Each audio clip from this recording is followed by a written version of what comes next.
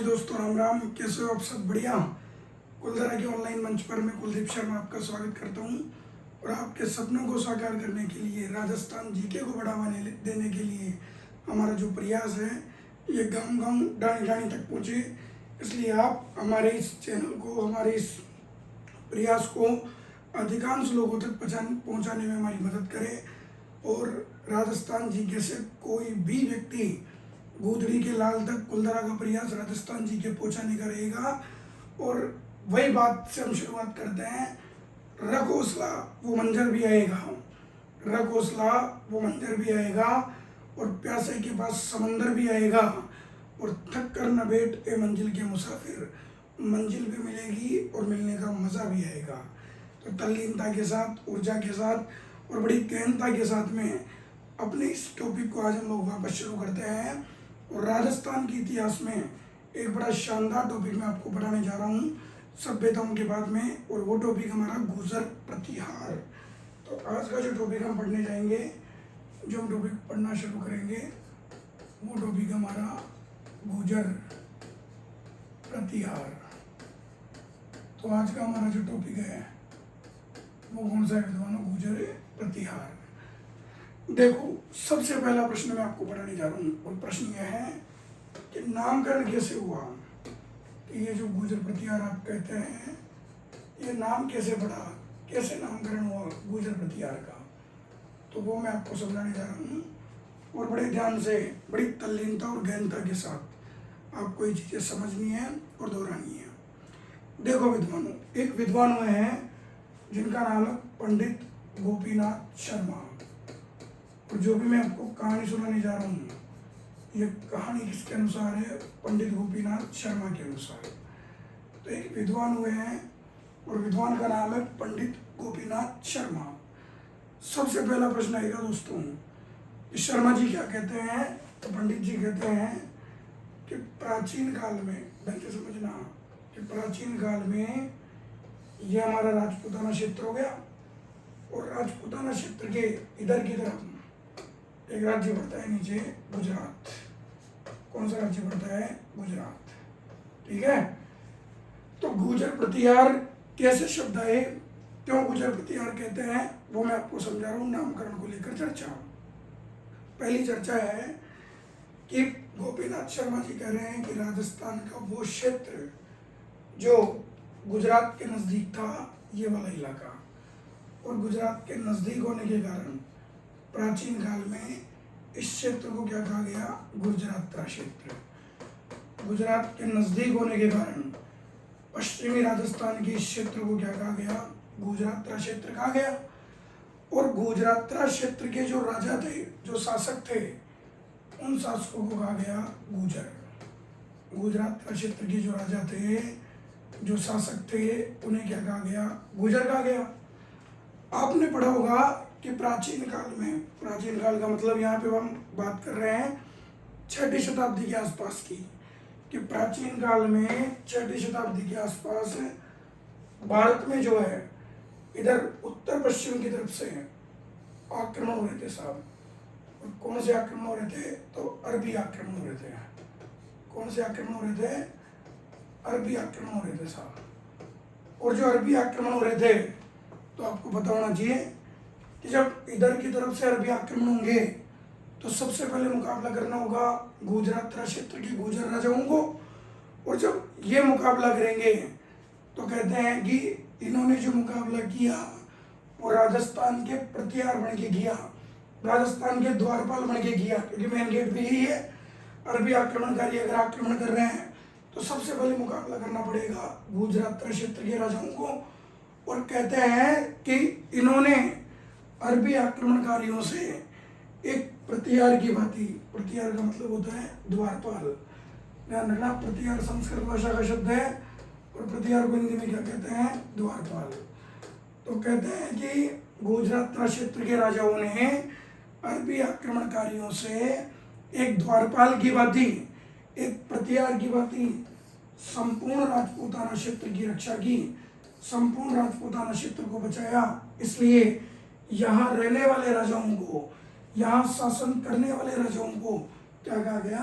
गुर्जर प्रतिहार कहा गया। तो गुजरात क्षेत्र में रहने के कारण गुजर कहा गया। और एक द्वारपाल की भांति, एक प्रतिहार की भांति संपूर्ण राजपूताना क्षेत्र की रक्षा की, एक द्वारपाल बनकर, एक प्रतिहार बनकर, इसलिए इन शासकों को क्या कहा गया? गुजर प्रतिहार कहा गया। तो हम थ्योरी लिखते हैं, बहुत सीधी सीधी थ्योरी है कि गुजरात के नजदीक होने के कारण, और गुजरात के नजदीक होने के कारण इस क्षेत्र को क्या कहा गया? गुजरात क्षेत्र कहा गया। और गुजरात क्षेत्र के जो राजा थे, गुजर राजा, इन्होंने क्या किया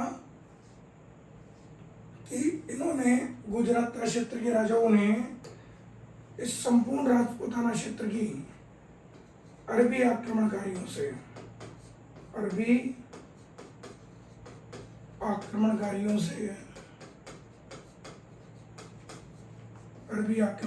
से एक प्रतिहार, और यहाँ प्रतिहार का मतलब है द्वारपाल, एक प्रतिहार की भांति, एक द्वारपाल की भांति इस संपूर्ण राजपूताना क्षेत्र की क्या की? रक्षा की।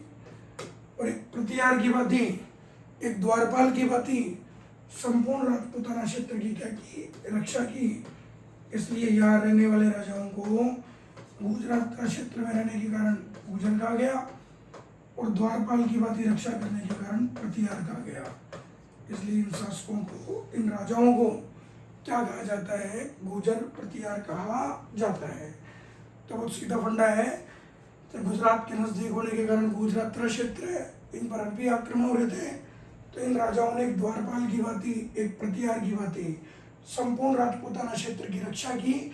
इसलिए यहाँ रहने वाले राजाओं को गुजरात क्षेत्र में रहने के कारण गुजर कहा गया, और द्वारपाल की भांति रक्षा करने के कारण प्रतिहार कहा गया। इसलिए इसका नाम क्या हो गया? गुजर प्रतिहार हो गया। तो ये हो गई गुजर प्रतिहार शब्द की उत्पत्ति, गुजर प्रतिहार शब्द का नामकरण। एक बार पॉज करके उतारो इसे।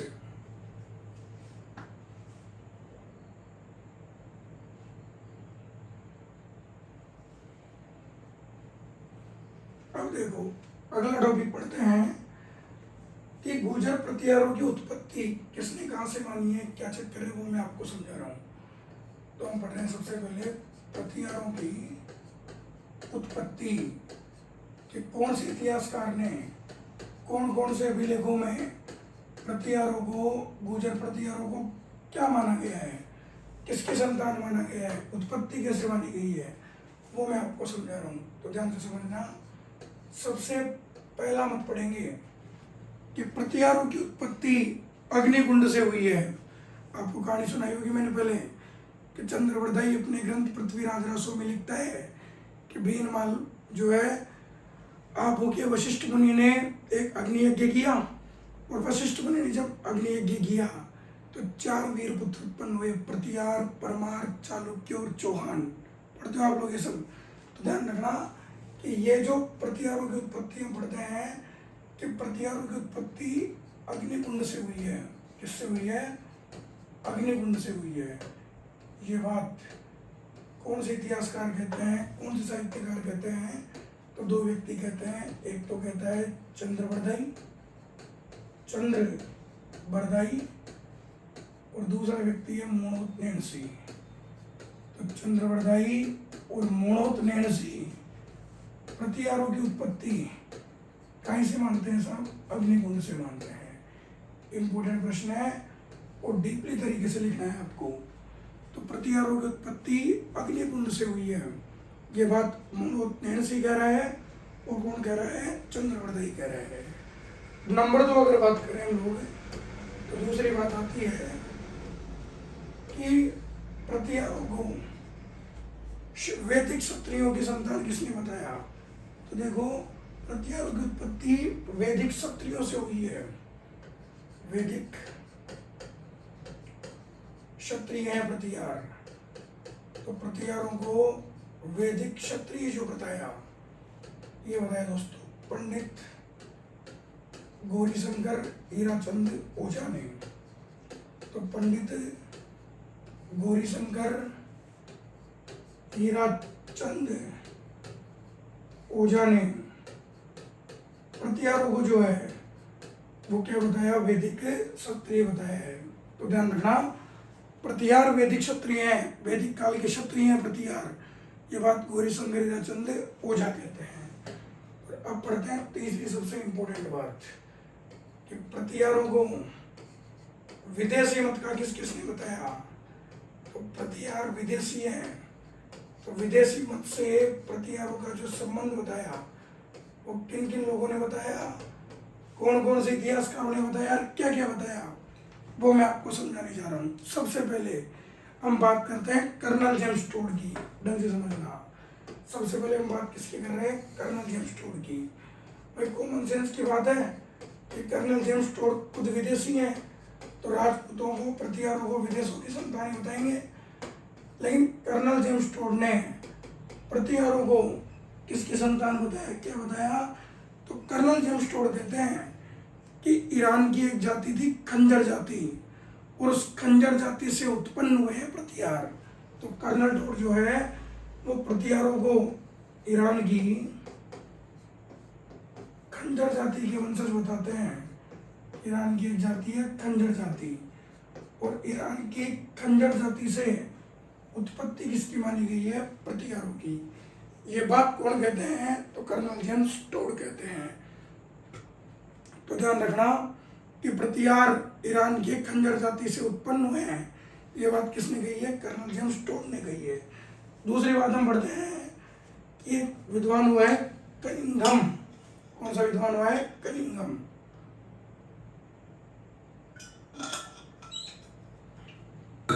और जो विद्वान हुए हैं नंबर 2 कनिंघम, और ये कनिंघम महोदय प्रतिहारों की उत्पत्ति कुषाणों से मानते हैं।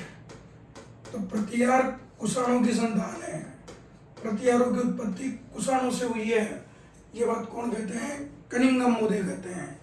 फिर है स्टेनोफोनो, एक विद्वान हुए हैं, अंग्रेजी साहित्यकार हुए हैं, जिनका नाम है स्टेनोफोनो। और ये जो स्टेनोफोनो है ये प्रतिहारों को हूणों की संतान बताते हैं। एक विदेशी जाति थी हूण, तो प्रतिहारों की उत्पत्ति हूणों से हुई है, ये बात कौन से अंग्रेजी साहित्यकार बताते हैं, तो स्टेनोफोनो बताते हैं। स्टेनोफोनो कहते हैं कि प्रतिहारों की उत्पत्ति किससे हुई है, हूणों से हुई है। चौथी बात करें तो D.R. भंडारकर एक विद्वान है, D.R. भंडारकर, और ये जो D.R. भंडारकर महोदय हैं ये भी प्रतिहारों को हूणों की संतान बताते हैं। किसकी संतान बताते हैं, हूणों की। और कौन से हूणों की, तो श्वेत हूणों की, कि प्रतिहारों की उत्पत्ति श्वेत हूणों से हुई है, ये बात कौन कहते हैं, तो D.R. भंडारकर कहते हैं। इंपॉर्टेंट बात है, नोट डाउन कर लेना, ढंग से समझ लेना। 3 मत चलते हैं प्रतिहारों के बारे में। कितने मत चलते हैं, 3। सबसे पहले प्रतिहारों की उत्पत्ति अग्निकुंड से किसने बताई, तो चंद्रवर्ती और मोणोपनेसी ने। प्रतिहारों को वैदिक क्षत्रिय किसने बताया, तो पंडित गौरीशंकर हीराचंद ओझा ने। और विदेशी मत में 4 मत है। कर्नल टोड प्रतिहारों को ईरान की खंजर जाति के से उत्पन्न बताता है, कनिंघम प्रतिहारों को कुषाणों की संतान बताता है, स्टेनोफोनो प्रतिहारों की उत्पत्ति हूणों से बताता है, और D.R. भंडारकर महोदय प्रतिहारों की उत्पत्ति हूणों से तो बताते हैं, लेकिन कौन से हूणों से बताते हैं, तो श्वेत हूणों से बताते हैं। तो प्रतिहारों की उत्पत्ति के संदर्भ में 3 मत हैं, ये नोट डाउन कीजिए आप लोग पहले।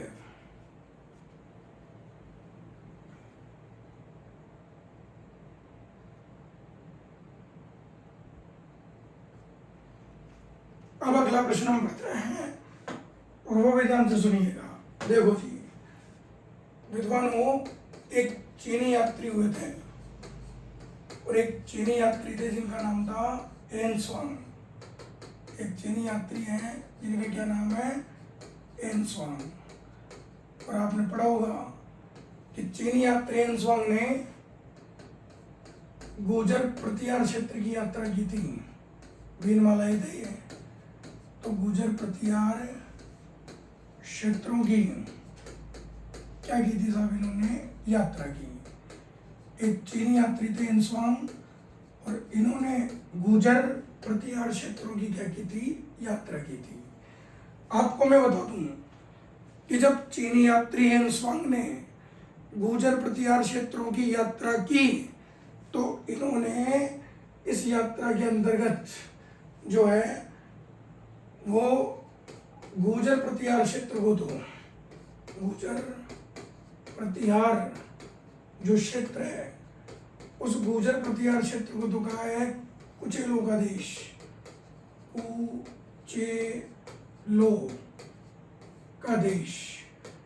इन्होंने गुर्जर प्रतिहार क्षेत्र को तो क्या कहा, कुचेलो का देश कहा।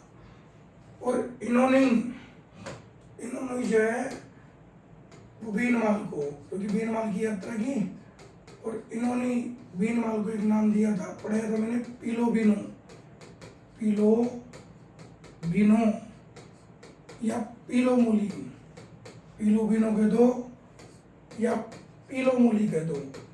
तो इन्होंने बीनमाल को एक नाम दिया पीलोबिनो या पीलोमूली, और ये बात हम पहले भी कर चुके हैं, ठीक है। तो मुख्य बात है कि एक अरबी यात्री हुए, एक चीनी यात्री हुए जिनका नाम था हेंसवांग। इन्होंने गुर्जर प्रतिहार क्षेत्रों की यात्रा की। गुर्जर प्रतिहार क्षेत्र को इन्होंने कुचेलो का देश कहा और बीनमाल को इन्होंने क्या कहा, पीलोबिनो कहा, पीलोमूली कहा। इसके बाद एक इम्पोर्टेंट प्रश्न आता है, और प्रश्न ये आता है कि अरबी यात्रियों ने, क्योंकि अरबी आक्रमण हो रहे थे प्रतिहारों पर, तो कई सारे अरबी यात्री आए, चाहे उनमें अल मसूदी हो, सुलेमान हो, कई सारे हो। तो अरबी यात्रियों ने इन गुर्जरों को जुज्र कहा है। क्या कहा, इन गुर्जरों को जुज्र कहा है साहब, गुर्जर प्रतिहारों को जुज्र कहा है। तो अरबी यात्रियों ने गुर्जर प्रतिहारों को, और अरबी यात्रियों ने गुर्जर प्रतिहारों को एक नाम दिया है, और वो नाम दिया है जुज्र। क्या नाम दिया इनको, जुज्र कहा है। तो गुर्जर प्रतिहारों ने अरबी यात्रियों को क्या कहा है, जुज्र कहा है। प्रश्न आता ही है कि साहब जुज्र किनको कहा जाता है, तो अरबी यात्रियों को कहा जाता है। इसके अलावा एक अरबी यात्री और है जिसका नाम था अल मसूदी। एक अरबी यात्री था अल मसूदी, और ये प्रतिहार शासक महिपाल के काल में भारत आया था, पढ़ाऊंगा आपको। तो अरबी यात्री अल मसूदी, और इस अल मसूदी ने दो चीजें कही है। अल मसूदी ने क्या कही है, दो चीजें कही है। एक तो इन्होंने गुर्जरों को, ये जो गुर्जर प्रतिहार है, इन गुर्जरों को इन्होंने जो है एक तो अल गुर्जर कहा है। कौन सा गुर्जर कहा है, अल गुर्जर। तो गुर्जरों को, गुर्जर प्रतिहारों को इन्होंने क्या कहा है, अल गुर्जर कहा है। और गुर्जर प्रतिहार शासकों को, गुर्जर प्रतिहार जो शासक है, उन गुर्जर प्रतिहार शासकों को इन्होंने कहा है बोरा, कहा इन्होंने बोरा कहा है। तो ध्यान रखना, एक अरबी यात्री है अल मसूदी, अल मसूदी ने गुर्जरों को तो कहा है अल गुर्जर, और गुर्जर प्रतिहार शासकों को क्या कहा है, बोरा कहा है। तो एक बार रिपीट कर देता हूँ मैं। एक चीनी यात्री है हेंसवांग, जिसने गुर्जर प्रतिहार क्षेत्रों की यात्रा की थी, और जब यात्रा की तो इन्होंने गुर्जर प्रतिहार क्षेत्रों को कुचेलो का देश कहा, और बीनमाल को एक नाम दिया पीलोबिनो, पीलोमोली। जब सभ्यता पढ़ाई थी तब भी हमने बात की थी। और अरबी यात्रियों ने गुर्जर प्रतिहारों को जुज्र कहा है। और एक अरबी यात्री है जिसका नाम है अल मसूदी, और अल मसूदी ने गुर्जरों को तो कहा है अल गुर्जर, और गुर्जर प्रतिहार राजाओं को क्या कहा है, बोरा कहा है। पहुंच करके उतारो एक बार।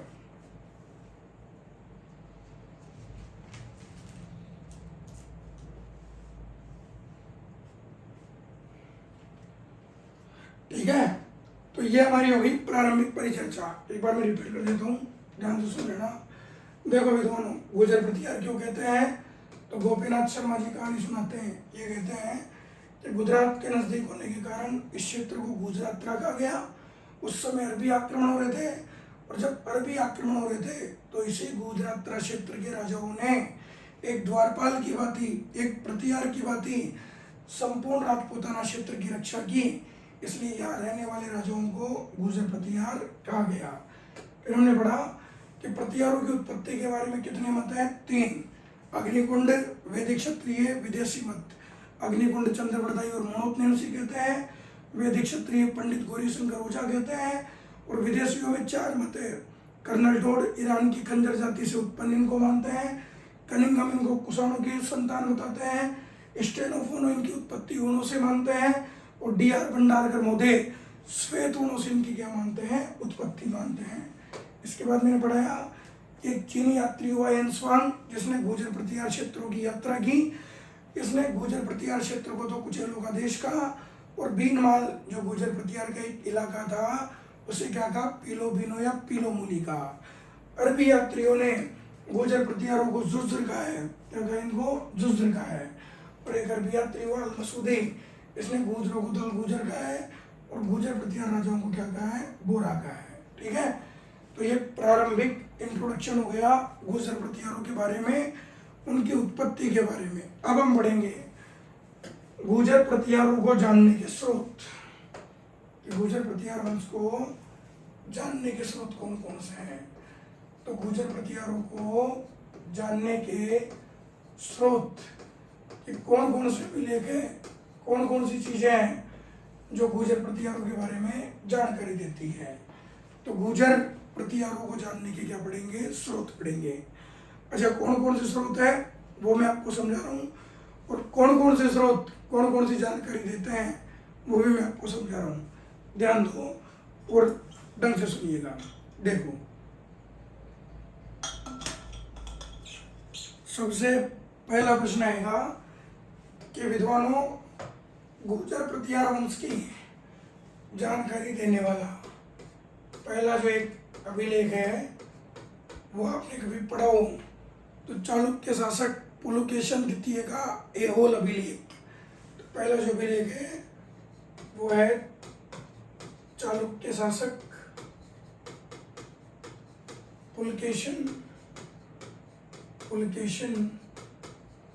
द्वितीय का, चालुक्य शासक पुलकेशन द्वितीय का ऐहोल अभिलेख, ऐहोल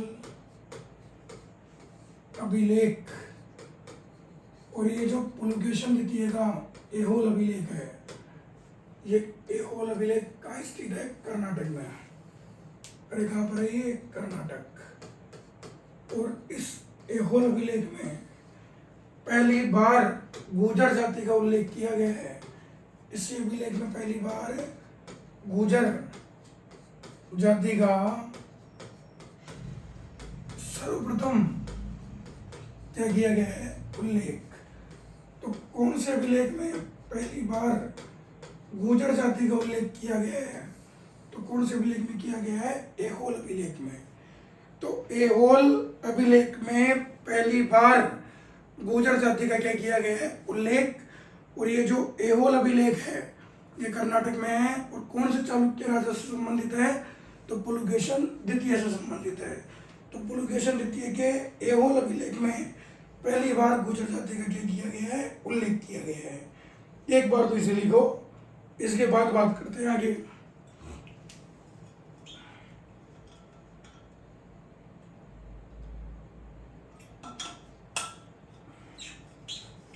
इसके बाद दूसरा प्रश्न आता है कि विद्वानों, इसके बाद में बात करें तो प्रश्न जो ग्रेड सेकंड में पिछली बार पूछा भी गया, और प्रश्न है कि वह कौन कौन से अभिलेख है। प्रश्न के हिसाब से लिखता हूँ मैं, ध्यान से सुनना, वेरी वेरी मोस्ट लगा लेना, इसे इम्पोर्टेंट है और पूछा गया परीक्षा में कि वह कौन कौन से अभिलेख है, वह कौन कौन से अभिलेख है जिनमें प्रतिहारों को या गुर्जर प्रतिहारों को गुर्जर बताया गया है, प्रतिहारों को गुर्जर बताया गया। विवाद चलता है, कई लोग पूछते हैं, बोलो बताओ गुरुजी ये प्रतिहार क्षत्रिय है, गुर्जर है। तो मैं उनको एक ही बात कहता हूँ, मैंने कहा दोस्तों अलग अलग अभिलेखों में प्रतिहारों को अलग अलग बताया गया है। कुछ अभिलेखों में गुर्जर बताया गया है, कुछ अभिलेखों में इनको जो है वो क्षत्रिय बताया गया है। तो प्रश्न पिछली बार ग्रेड सेकंड में पूछा गया कि निम्न में से वह कौन से अभिलेख है जिनमें प्रतिहारों को गुजर बताया गया। तो याद करना है, परीक्षा में प्रश्न आता रहता है। तो कौन कौन से अभिलेख है जिनमें प्रतिहारों को गुजर बताया गया है। तो देखिए, तो पहला अभिलेख है कि अमोघ वर्ष, अमोघ वर्ष का संजन ताम्रलेख, अमोघ वर्ष का संजन ताम्रलेख। ढंग से समझना ये बात, अमोघ वर्ष का संजन ताम्रलेख, इसमें प्रतिहारों को गुजर बताया गया है और इसका समय जो माना गया है वो माना गया है 871 ईस्वी।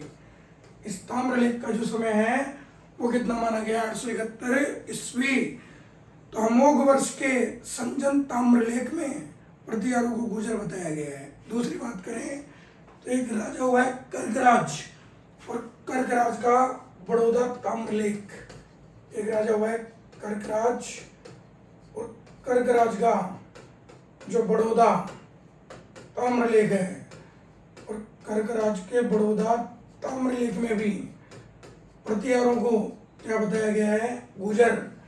तो कर्कराज का जो बड़ौदा ताम्रलेख है इसमें प्रतिहारों को क्या बताया गया है, गुजर। और इसका समय माना जाता है 811 या 812 ईस्वी। तो कर्कराज का बड़ौदा ताम्रलेख भी प्रतिहारों को क्या मानता है, गुजर मानता है। इसके बाद क्या बात करते हैं नंबर 3। तो देखो, पहला तो हो गया अमोघ वर्ष का संजन ताम्रलेख, दूसरा कर्कराज का बड़ौदा ताम्रलेख, तीसरा है चेदी राजा कर्ण का गोहरवा अभिलेख। करते हैं बात, थोड़ी देर में करता हूँ। चेदी राजा कर्ण का गोहरवा अभिलेख, तो एक चेदी राजा हुआ, और चेदी वंश का एक राजा हुआ कर्ण, और चेदी राजा कर्ण का गोहरवा जो अभिलेख है उसमें भी प्रतिहारों को क्या बताया गया है, गुजर। तो चेदी राजा कर्ण का जो गोहरवा अभिलेख है उसमें भी प्रतिहारों को क्या बताया गया है विद्वानों, गुजर बताया गया। इसके बाद बात करते हैं तो एक चंदेल राजा हुआ है दंग, चंदेल राजा हुआ है दंग, और चंदेल राजा दंग का खजुराहो अभिलेख उसमें भी प्रतिहारों को गुजर बताया गया है। तो एक हुआ है चंदेल राजा, और चंदेल राजा दंग, और चंदेल राजा दंग का खजुराहो अभिलेख। और ये चंदेल राजा दंग का जो खजुराहो अभिलेख है इसमें भी प्रतिहारों को क्या बताया गया है, गुजर बताया गया है। ये इतना डीपली इसलिए पढ़ा रहा हूँ क्योंकि यहाँ से परीक्षा में प्रश्न आते हैं, ग्रेड सेकंड में पूछा गया है और आगे भी प्रश्न आने की पूरी संभावना है। तो अमोघ वर्ष का संजन ताम्रलेख है, इसके अलावा कर्कराज का बड़ौदा ताम्रलेख, चेदी राजा कर्ण का गोहरवा अभिलेख और चंदेल राजा दंग का खजुराहो अभिलेख, इन सभी में प्रतिहारों को क्या बताया गया है, गुजर बताया गया है। इसके बाद बात करें तो एक राजा हुआ है गुजर राजा मंथन देव, और गुजर राजा मंथन देव का एक राजा हुआ है गुजर राजा मंथन देव, और गुजर राजा मंथन देव का राजौरगढ़ अभिलेख, अलवर में पड़ता है ये राजौरगढ़। तो गुजर राजा मंथन देव का राजौरगढ़ अभिलेख, और ये कहाँ पड़ता है साहब, तो ये पड़ता है अलवर में। अच्छा, समय तो दंग के खजुराहो अभिलेख का समय माना जाता है 954 ईस्वी के आसपास, और राजौरगढ़ का समय माना जाता है 960 ईस्वी के आसपास। इसका समय कोई फिक्स नहीं है। तो चंदेल राजा दंग का खजुराहो अभिलेख 954 का है, और गुज्जर राजा मंथन देव का राजौरगढ़ जो अभिलेख है वो 960 ईस्वी का है। और इन सभी अभिलेखों में प्रतिहारों को क्या माना गया है, गुजर माना गया है। इसके अलावा 3-4 अभिलेख और है जिनमें प्रतिहारों को गुजर माना गया। एक तो है सिरूट अभिलेख, सिरूट अभिलेख, एक है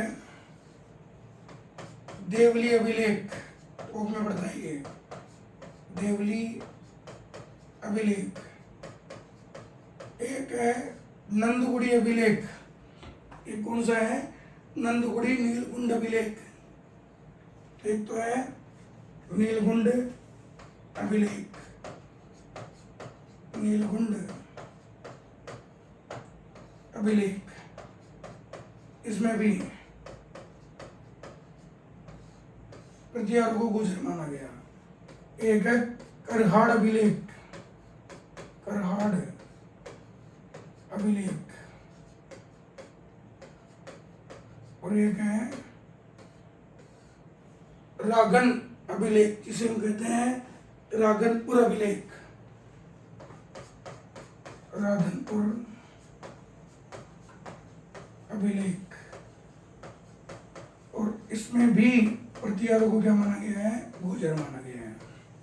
तो एक बार इन्हें समझ लेना और आराम से इनके बारे में परिचर्चा कर लेना। देखिए, तो मैं आपको बता दूं कि ये सब अभिलेख ऐसे हैं जिनमें प्रतिहारों को गुजर बताया गया है। ढंग से समझना। पहला जो अभिलेख है वो तो है मेरे दोस्तों अमोघ वर्ष का संजन ताम्रलेख 871 ईस्वी का। दूसरा है कर्कराज का बड़ौदा ताम्रलेख 811 या 12 का। तीसरा चेदी राजा कर्ण का गोहरवा अभिलेख। चौथा चंदेल राजा दंग का खजुराहो अभिलेख 954 का। पांचवा गुर्जर राजा मंथन देव का राजौरगढ़ अभिलेख 960 का। ये तो मेन अभिलेख है जिनमें प्रतिहारों को गुजर बताया गया है। इसके अलावा सिरोट अभिलेख है, देवली अभिलेख है, नीलगुंड अभिलेख है, करहाड़ अभिलेख है और राधनपुर अभिलेख है। इन सब में प्रतिहारों को क्या बताया गया? गुजर। तो हमने पढ़ा कि गुजर जाति का पहली बार उल्लेख तो ऐहोल अभिलेख में किया गया है, लेकिन प्रतिहारों को जो गुजर बताया गया है वो इन सब अभिलेखों में बताया गया है। पहुंच कर लिए उतारो इसे आराम से।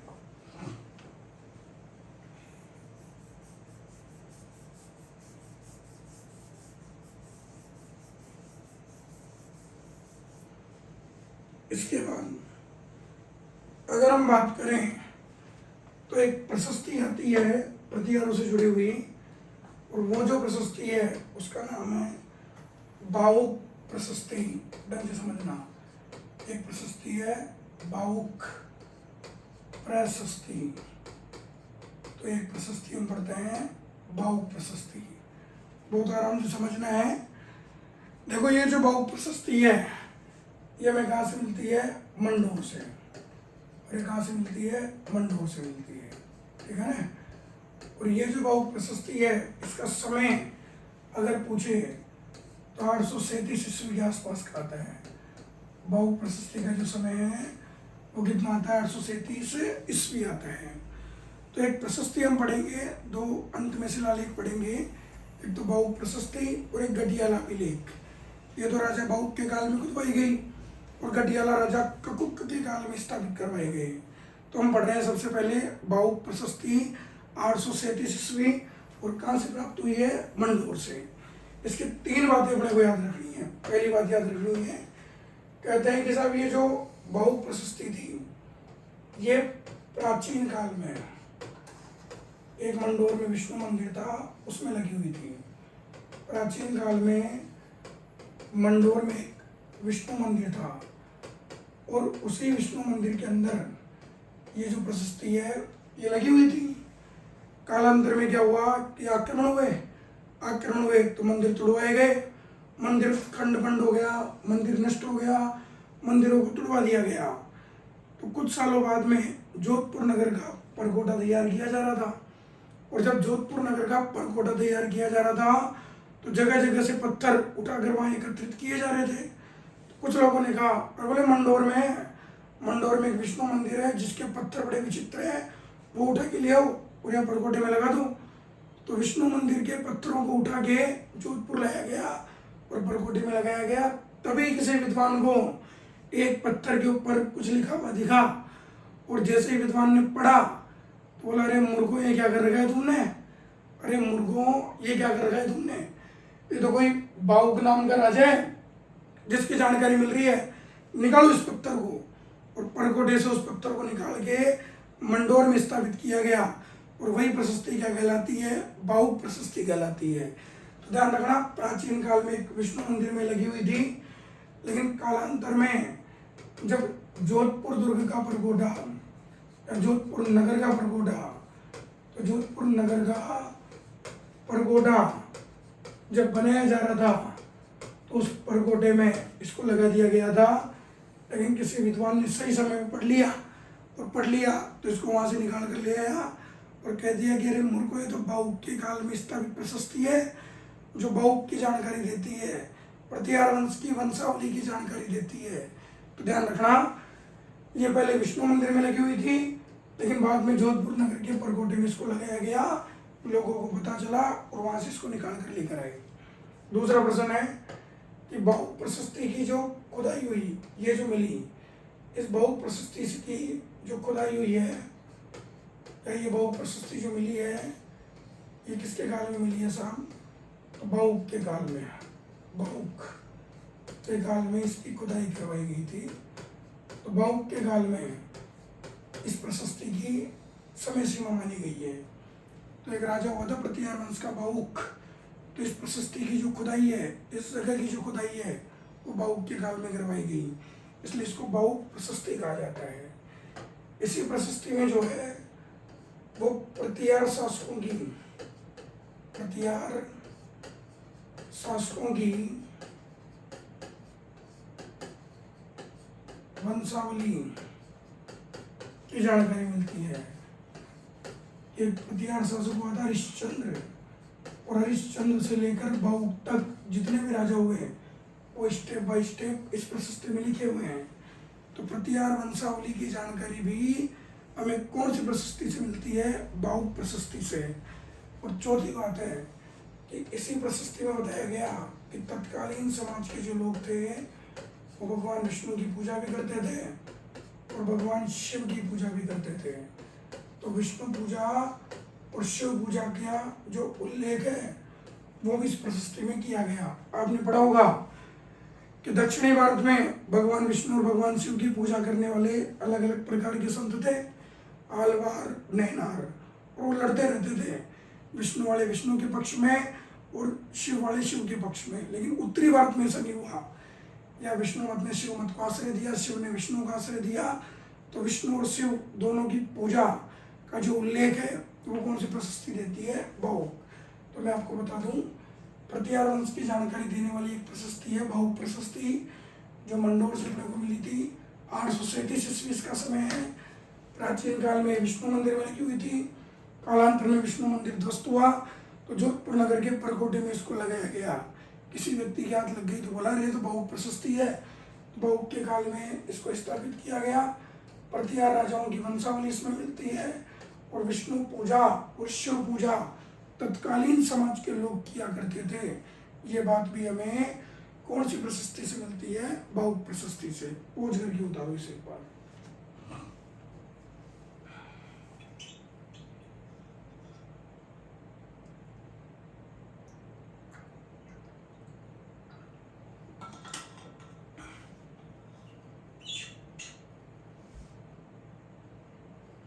और देखो, इसके बाद एक अभिलेख है जो बड़ा इम्पोर्टेंट है, जो प्रतिहार वंश की महत्वपूर्ण जानकारी देता है, और वो अभिलेख है गटियाला अभिलेख।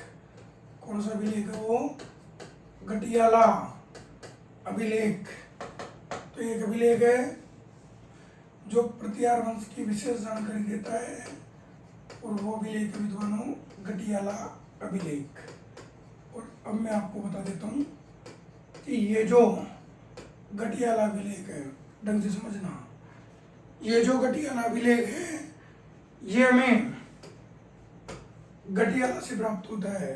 कहाँ से प्राप्त होता है? गटियाला से। इसका समय अगर पूछे तो 861 ईस्वी के आसपास का ये बाहुक प्रशस्ति 837 ईस्वी के आसपास है, और ये 861 ईस्वी के आसपास है। और ये अपने को कहाँ से मिलता है?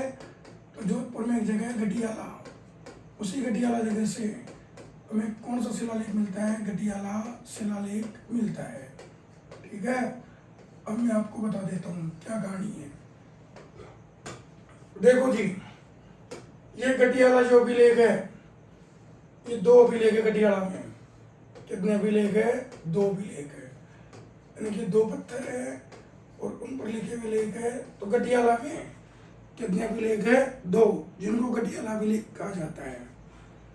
ये दोनों अभिलेख जो है ये प्रतिहार शासक ककुक के काल में स्थापित करवाए गए थे। एक प्रतिहार शासक हुआ था ककुक, और इस ककुक के काल में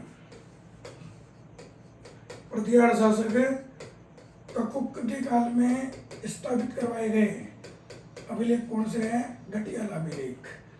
तो एक प्रतिहार राजा होगा ककुक, जिसको प्रतिहार वंश का कर्ण कहेंगे हम लोग, और उसी प्रतिहार राजा ककुक के काल में गटियाला में 2 शिलालेख स्थापित किए जाएंगे, जिन्हें हम क्या कहेंगे? गटियाला अभिलेख कहेंगे। तो ध्यान रखना, प्रतिहार राजा ककुक के काल में स्थापित गटियाला अभिलेख है, और ये कितने हैं? 2 है साहब। अब मैं आपको बता देता हूँ कि ये जो 2 अभिलेख है इनकी कहानी किस प्रकार से है। तो देखो, गटियाला में 2 जगह अभिलेख लगे हुए हैं। कहते हैं कि प्राचीन काल में एक जैन मंदिर था। ध्यान से सुनना, पहला जो अभिलेख लगा हुआ है ये कहाँ लगा हुआ था? तो प्राचीन काल में गटियाला में एक जैन मंदिर था। कौन सा मंदिर था? जैन मंदिर था, और उसी जैन मंदिर में ये पहला अभिलेख लगा हुआ था। प्राचीन काल में गटियाला में एक जैन मंदिर था, और उसी जैन मंदिर में यह अभिलेख क्या है? लगा हुआ था। लेकिन बाद में जैन मंदिर क्षतिग्रस्त हो गया, और इसी जैन मंदिर की जगह एक माता जी का मंदिर बना, डोगरी देवी माँ का मंदिर बना, और इस जैन मंदिर की जगह वर्तमान में माता जी का मंदिर बना हुआ है, जिसे हम कहते हैं माता की साल। माता की क्या कहते हैं? साड़। मैंने बताया था साड़ किसे कहते हैं? घर में जो सबसे बड़ा कमरा होता है उसे साड़ कहते हैं। और यहाँ पर माता की साड़ है, जो प्राचीन काल में जैन मंदिर था, जहाँ गटियाला का एक शिलालेख लगा हुआ था, उसी जगह वर्तमान में माता की साड़ है, और यह शिलालेख माता की साड़ में स्थित है। और इस शिलालेख की जो भाषा है, ढंग से सुनना, इस शिलालेख की जो भाषा है वो भाषा है प्राकृत। कौन सी भाषा है? प्राकृत भाषा है। तो गटियाला में 2 शिलालेख है, 2 अभिलेख है। एक तो जैन मंदिर में लगा हुआ था, जैन मंदिर की जगह वर्तमान में माता की साड़ बनी हुई है, जिसके अंदर ये शिलालेख है, और भाषा कौन सी? इसकी प्राकृत। जबकि जो दूसरा शिलालेख है वो दूसरा शिलालेख है एक जगह है इसी माता की साड़ के पास में, खाकू देवल। कौन सी जगह है? कि खाकू देवल। और ये जो खाकू देवल जगह है, यहाँ पर एक शिलालेख लगा हुआ है, जिसे हम गटियाला शिलालेख कहते हैं, और इसे भी ढंग से समझना है। देखो जी, इस माता की साड़ के पास में इसी गटियाला में एक जगह है खाकू देवल, और ये जो खाकू देवल नाम की जगह है, इस खाकू देवल नाम की जगह में देखो 2 जगह हो गई। एक तो माता की साड़ हो गई, जहाँ पे गटियाला में पहला शिलालेख लगा हुआ है, भाषा प्राकृत है, और एक गटियाला में दूसरी जगह हुई खाकू देवल। और इस खाकू देवल नामक स्थान पर एक खंबे के आकार का अभिलेख लगा हुआ है इस प्रकार। ठीक है, खंबे के आकार का लगा हुआ है, और कहते हैं कि इसके ऊपर की तरफ जो 4 किनारे हैं, ये जो 4 कोण है, इन चारों कोणों में ऊपर की तरफ जो है भगवान गणेश जी की प्रतिमा स्थित है। चारों कोणों में जो है वो गणपति जी की मूर्ति स्थित है, इसलिए इस स्तंभ को हम गणपति स्तंभ भी कहते हैं। क्या कहते हैं इसे? गणपति स्तंभ भी कहते हैं। खाकू देवल गटियाला में जो दूसरा अभिलेख है, उसके चारों तरफ चारों कोणों में गणेश जी महाराज की प्रतिमा बनी हुई है, तो इसलिए इसे क्या कहते हैं? गणपति स्तंभ भी कहते हैं। अब मैं बता दूं कि खाकू देवल में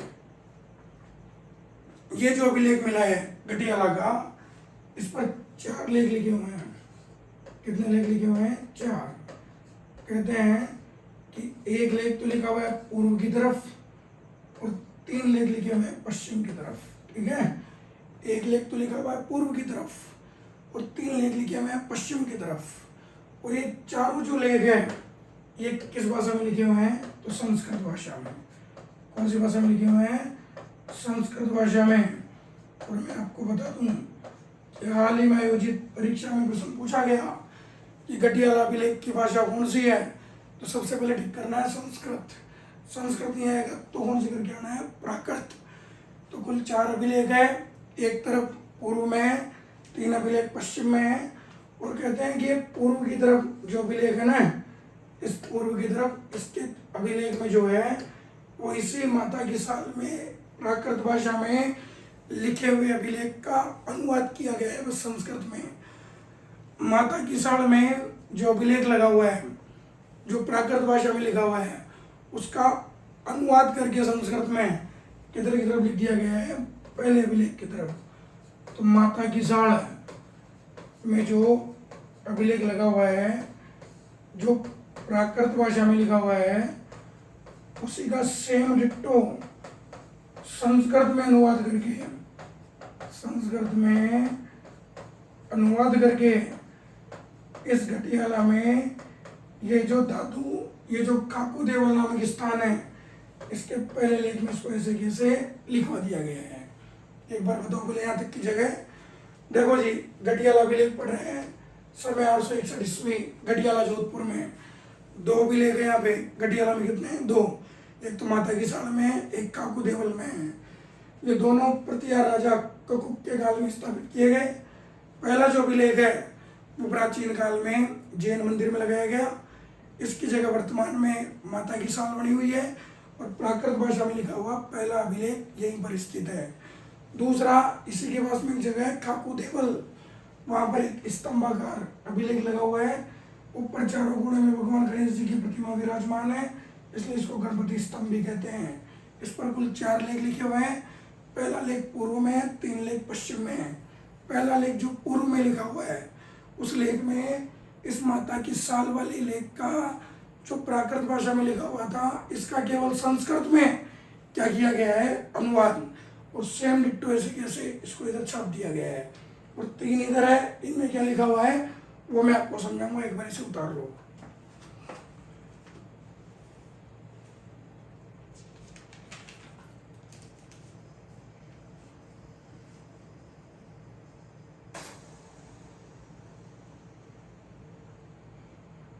देखो, अब ये जो 3 अभिलेख है काकू देवल में, 3 प्रकार के जो लेख लिखे हुए इधर, इनमें क्या लिखा हुआ है वो मैं आपको समझा रहा हूँ। देखो, ये जो 3 लेख लिखे हुए हैं इधर पश्चिम की तरफ, उनमें क्या लिखा हुआ है? तो देखो, इन 3 लेखों में सबसे पहली बात तो ये लिखी हुई है कि घटियाला का जो प्राचीन नाम बताया गया है, वो घटियाला का प्राचीन नाम बताया गया है रोहिंसकूप। क्या नाम बताया गया है? रोहिंसकूप। तो कहते हैं कि प्राचीन काल में रोहिंस नाम का व्यक्ति को होगा और उसने बनवाए होंगे, तो उसके नाम से जगह का नाम क्या हो गया? रोहिंसकूप। तो घटियाला का प्राचीन नाम क्या बताया गया है? रोहिंसकूप। दूसरा प्रश्न है जो इसी अभिलेख में बताया गया है, और वो प्रश्न ये बताया गया है कि इसमें ककुक की लोकप्रियता दर्शाई गई है कि किस प्रकार ककुक नाम का जो राजा था, उसने अपना साम्राज्य विस्तार करते हुए लोकप्रियता हासिल की थी। तो ककुक की क्या बताई गई है? लोकप्रियता। और इसमें यह भी बताया गया इस ककुक नाम के राजा ने कहाँ कहाँ पर शासन किया। तो इसमें ककुक की लोकप्रियता बताई गई। एक तो गुजरात में, गुजरात की तरफ शासन किया। एक बताया गया वल्ल, जैसलमेर की तरफ शासन किया। एक मांड, जैसलमेर में, वहाँ पर शासन किया। एक सिवी, बाड़मेर में, वहाँ पर शासन किया। एक इसने पचपद्रा, जो बाड़मेर पड़ता है, वहाँ पर इसने शासन किया। सिवी में शासन किया, पचपद्रा में शासन किया। एक जगह बताई गई मालानी, वहाँ पर इसने शासन किया बाड़मेर में। और एक जगह बताई गई अज्ज, और ये अज्ज एमपी में पड़ती है साहब, ठीक है। अज्ज का मतलब प्राचीन आर्यों का जो मूल स्थान है अज्ज एमपी में, वहां तक भी किसने शासन किया है? ककुक ने। तो ककुक की लोकप्रियता इन 3 लेखों में लिखी हुई है और ये बताया गया है कि ककुक ने गुजरात, वल्ल, मांड, शिवी, पचमद्रा, मालानी और अज्ज क्षेत्रों में शासन किया। इन क्षेत्रों पर इसकी क्या फैली हुई थी? लोकप्रियता फैली हुई थी। और तीसरी बात जो बताया गया वो ये बताया गया कि इस ककुक ने क्या किया? गटियाला में। तीसरी बात ये बताई गई, इस ककुक नाम के राजा ने रोइंस कूप में यानी कि गटियाला में, और इस रोइंस कूप में एक जाति के विद्रोह का दमन किया और वो जाति है आबीर जाति के विद्रोह का इन्होंने क्या किया? दमन। देखो एक बात मैं बता देता हूँ, कुछ क्षेत्रों में आबीर कहा जाता है अहिर को। अहिर का मतलब यादव। क्या कुछ भी हो सकता है, अपने को आबीर याद करना है कि कहते हैं कि रोइंस कूप गटियाला में प्राचीन काल में आबीर जाति ने बड़ा उपद्रव मचा रखा था। तो इस ककुक नाम के राजा ने क्या किया कि आबीर जाति के उपद्रवों का दमन करके ब्राह्मण, क्षत्रिय और महाजनों के रहने के लायक बनाया। तो आबीर जाति के जो उपद्रव है, आबीर जाति के उपद्रवों का क्या किया? इसने दमन किया। और इस रोइंस कूप को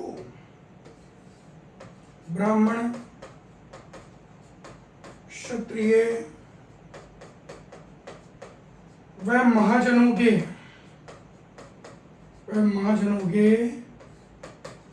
रहने लायक बनाया।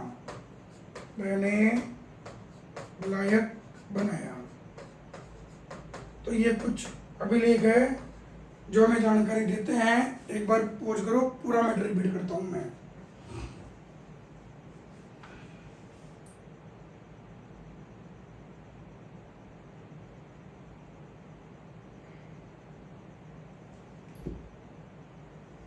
देखो जी, तो प्रतिहार वंश की जितनी भी रूपरेखा है वो मैं आपको समझाता हूँ, एक बार ढंग से सुनिएगा। रिपीट है कि गुर्जर प्रतिहार पढ़ रहे हैं। गुर्जर प्रतिहार नाम कैसे पड़ा? तो गोपीनाथ शर्मा जी कहते हैं कि पश्चिमी राजस्थान का वो क्षेत्र जो गुजरात के नजदीक था उसको गुजरात क्षेत्र कहा गया। यहाँ रहने वाले राजाओं को गुर्जर कहा गया। जब अरबी आक्रमण हो रहे थे तो इन्हीं गुर्जरों ने एक प्रतिहार की भांति, एक द्वारपाल की भांति इन अरबी आक्रमणकारियों से युद्ध लड़ा और संपूर्ण राजपूताना क्षेत्र को इनके आक्रमणों से बचाया। इसलिए यहाँ रहने वाले राजाओं को क्या कहा गया? गुर्जर प्रतिहार कहा गया। तुमने लिखा कि गुजरात के नजदीक होने के कारण गुजरात क्षेत्र है, अरबी आक्रमणकारियों से एक द्वारपाल की भांति युद्ध करके संपूर्ण राजपूताना क्षेत्र की रक्षा की, इसलिए गुजरात क्षेत्र में रहने वाले राजाओं को क्या कहा गया? गुर्जर प्रतिहार कहा गया। फिर हमने पढ़ा कि विद्वानों प्रतिहारों की उत्पत्ति के बारे में 3 बातें रख लेना। कितनी बातें? 3। प्रतिहारों की उत्पत्ति अग्निकुंड से हुई है, चंद्रप्रदायी और मौनोत्नयन से कहते हैं। प्रतिहार वैदिक क्षत्रिय हैं, गौरीशंकर ओझा कहते हैं। और विदेशी मत में 4 मत आते हैं। कर्नल टोड इनको ईरान की खंजर जाति से उत्पन्न मानता है। कनिंगम इनकी उत्पत्ति कुषाणों से मानता है। स्टेनोफोन इनकी उत्पत्ति ऊणों से मानता है। और डीआरकर भंडारकर ऊणों से, श्वेत ऊणों से इनकी क्या मानते हैं? उत्पत्ति मानते हैं।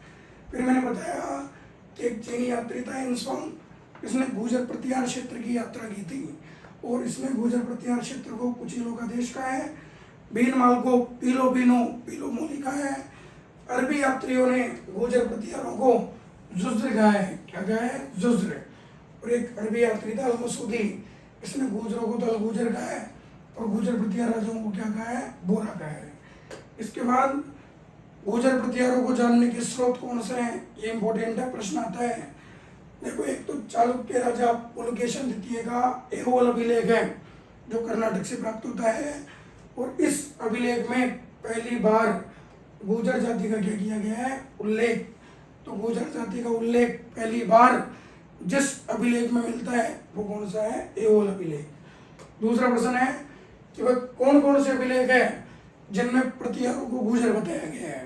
तो ध्यान रखना, अमोघ वर्ष का संजन ताम्रलेख है 871 ईस्वी का। इसके अलावा कर्कराज का बड़ौदा ताम्रलेख है 811 या 12 ईस्वी का। चैती राजा कर्ण का जो है वो गौरव अभिलेख है। चंदेल राजा धंग का खजुराहो अभिलेख है। गुर्जर राजा मंथन देव का राजौरगढ़ अभिलेख है। इसके अलावा सिरूट अभिलेख, देवली अभिलेख, नीलकुंड अभिलेख, करहाड़ अभिलेख और राधनपुर अभिलेख, इन सभी में प्रतिहारों को क्या बताया गया है? गुर्जर। इसके बाद एक प्रशस्ति है भावुक प्रशस्ति, जो मंडोर से मिली है, समय 837 ईस्वी है। कहते हैं कि प्राचीन काल में ये विष्णु मंदिर में लगी हुई थी, कालांतर में आक्रमण हुए, मंदिर टूट गया। उस समय जोधपुर नगर का परगोड़ा तैयार किया जा रहा था, तो इस मंदिर के बाटे उठा के परगोटे में लगाए जा रहे थे। तभी किसी आदमी ने पढ़ लिया, बोले कहाँ लगा रहे हो, ये तो भावुक की प्रशस्ति है। इसके अलावा इसमें प्रतिहार शासकों की वंशावली की जानकारी मिलती है और विष्णु पूजा और शिव पूजा की भी क्या मिलती है? जानकारी। इसके बाद हमने पढ़ा कि एक अभिलेख है गटियाला अभिलेख 861 ईस्वी का। गटियाला जोधपुर में है। एक चौल में ये गटियाला में लगे हुए कितने अभिलेख है? 2। एक तो जैसे पढ़ेंगे कि दोनों के दोनों प्रतिहार राजा ककुक के काल में स्थापित किए गए। आपको पता होना चाहिए कि एक अभिलेख तो प्राचीन काल में जैन मंदिर में लगा हुआ था, इसी का वर्तमान में नाम है माता की साल, या माता की साल बनी हुई है, और यहीं पर प्राकृत भाषा में लगा हुआ एक शिलालेख है। दूसरा शिलालेख इसी माता की साल के आगे खाकू देवल नामक स्थान पर लगा हुआ है, जो खंबे के समान है। ऊपर चारों कोनों में गणपति की मूर्तियां लगी हुई है, इसलिए इसको गणपति स्तंभ कहते हैं। इस पर 4 लेख लिखे हुए हैं, 1 लेख पूर्व में, 3 लेख पश्चिम में, और जो पूर्व की तरफ लेख लिखा हुआ है ना, उसमें माता की साल वाले अभिलेख की बातें यूं की यूं कॉपी पेस्ट की गई है। ये प्राकृत भाषा से उठा के कौन सी भाषा में लिख दी? संस्कृत में। जबकि ये जो 3 लेख पश्चिम में लिखे हुए हैं, इनमें गटियाला का प्राचीन नाम रोहिंसकूप बताया गया है।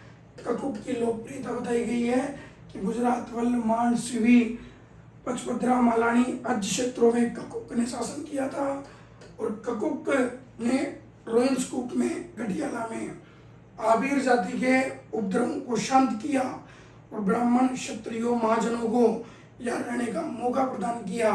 ये सारी बातें हमें किससे संबंधित मिलती है? गुर्जर प्रतिहार से। तो आज की क्लास में हमने गुर्जर प्रतिहार की उत्पत्ति, गुर्जर प्रतिहारों की जानकारी और उनके जानने के स्रोत, इनके बारे में चर्चा की। गुर्जर प्रतिहारों के कौन कौन से राजा बने, क्या क्या योगदान रहा, वो अगली क्लास में आपको पढ़ाऊंगा। तो तब तक स्वस्थ रहिए, मस्त रहिए, तंदुरुस्त रहिए और कर कुलधरा से जी के पढ़ते रहिए। धन्यवाद।